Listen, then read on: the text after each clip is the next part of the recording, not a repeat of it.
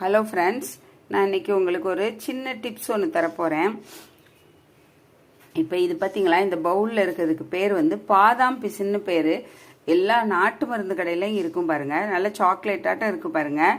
இப்போ நான் ஊற போட போகிறேன். ஊறினதுக்கப்புறம் உங்களுக்கு எப்படி இருக்குன்னு காமிக்கிறேன்.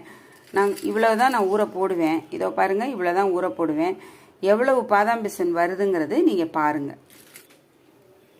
இதோ பாருங்கள், கொஞ்சமாக ஊற போட்டிருக்கேன் பாருங்கள். ஊறினதுக்கப்புறம் அது எவ்வளோ வந்திருக்குன்னு காட்டுறேன்.